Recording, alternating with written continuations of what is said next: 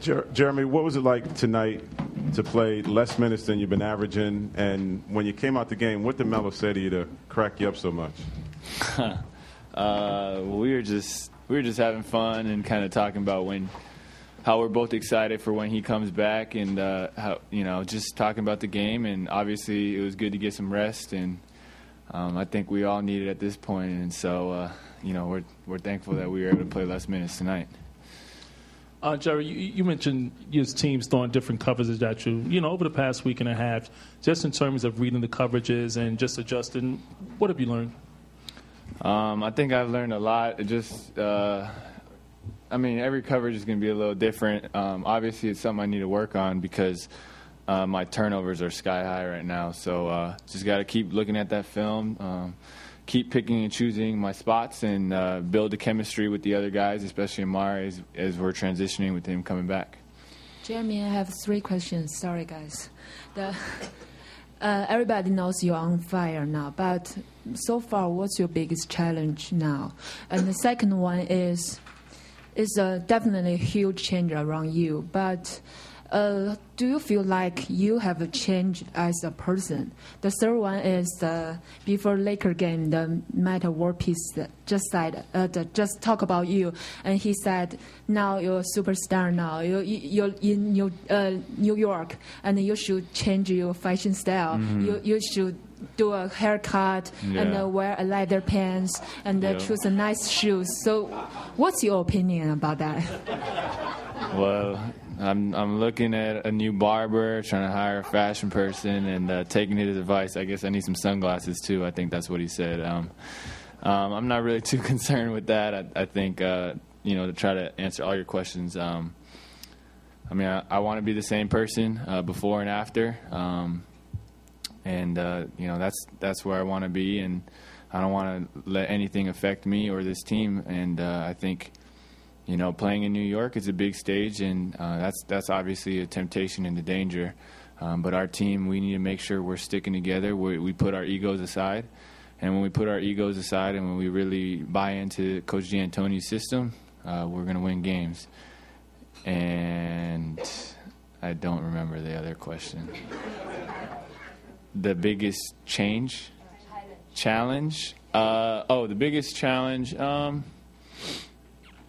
I think getting used to playing a lot of minutes, finding a way to be efficient with the minutes that I'm given. And I'm going through stretches where I may be tired and I'll get 3 straight turnovers, or I'll just lose focus, and that's going to hurt us, especially against a really good team. So I really need to focus on that. Yeah, obviously your highlight was on TV all day today and everything. Was it hard? Did you watch it a lot? Was it hard to kind of get past last night and focus on today? I watched it. When I landed, I saw it, and then I was done with it, just because we have a game today, and this season is quick turnarounds, and yeah. Jeremy, how do you feel about a game where you make your impact more passing as opposed to scoring? That's actually, as a point guard, my field goal attempts have been really high, and I don't think that's necessarily good. I think it's more of my job to distribute, get people in rhythm. And hopefully, especially when Melo comes back, another lethal scorer, my shots will go down and my assists will go up. We heard that President Obama actually watched the clips from the game with Toronto. I just want to know what you heard about that. What do you feel about that? Very, very honored, very humbled. Wow, the president. There's nothing better than that. Don't you feel as a point guard, Carmelo's just going to make your job easier when it comes back? Yeah, he's a lethal scorer, and coming off a pick and roll, he can come off pick and rolls too, and then that gives me a break, and I can come off and I can find him, and it's just.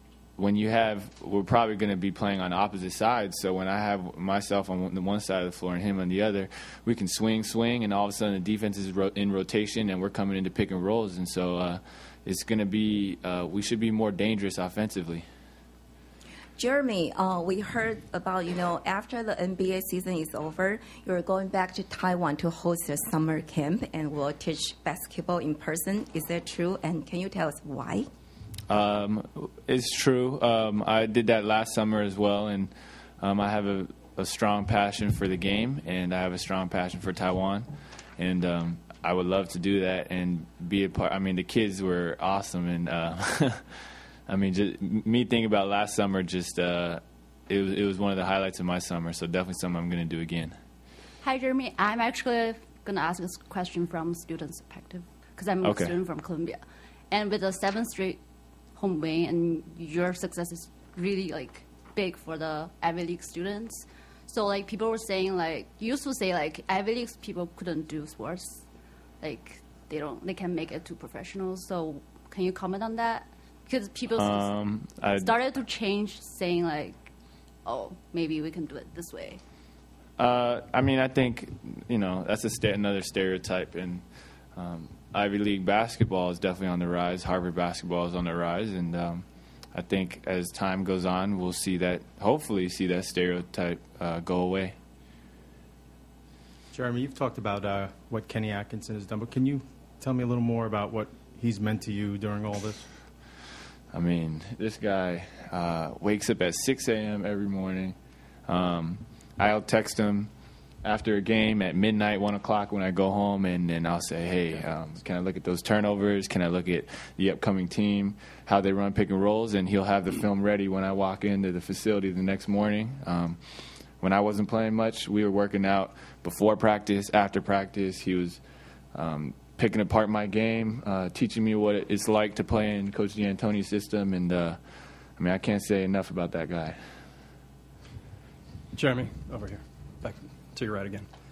How well did you and Landry know each other from Palo Alto, just from when he was there? And how quickly did things establish as a the chemistry between you two here? And does it go back to that a little bit? It definitely goes back to that.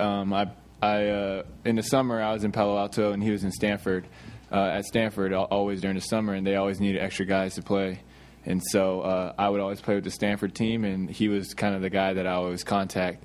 And when we signed, the first night I signed with the team, we all went out. Me and him went to dinner and with Chris Bernard, and we just kind of built on that relationship. And now, obviously, we're very close, and we're trying to, help this team win ball games.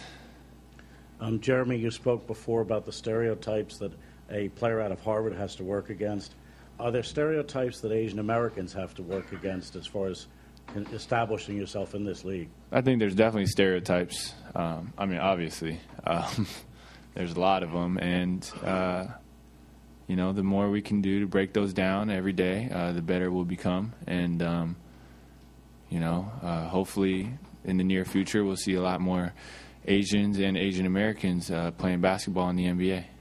Jeremy, you captivated the nation with this run. What's captivated you the most about this phenomenon, what you've been able to do? I think the thing that's been really interesting to me is just how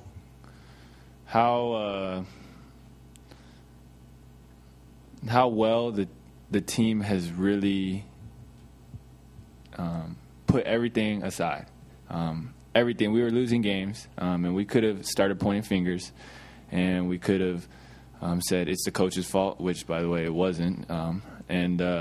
We could have split up, but everyone came together, and obviously the first win was a big one, and then we won another one, and then, we won the third one, and then guys started buying more and more, and it's unbelievable right now. I mean, it's the camaraderie on this team is just ridiculous. I mean, it's just such a joy to be around them every day. You show up to the practice facility, and it's all smiles across the board, and I think that's the beauty of team sports, and that's the beauty of basketball.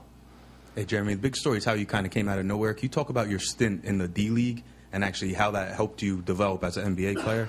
Well, I went to the D-League 3 times last year and once this year, and without that time, I definitely wouldn't be the player I am right now, just because last year when I played for Coach Musselman, he gave me the opportunity to play through mistakes, and I'm still making a lot of mistakes, obviously with 6 turnovers a game or whatever it is, but being able to play through that and build on my confidence and build on my and grow as a player was the best thing that could have happened to me, and that wouldn't have happened without the D-League.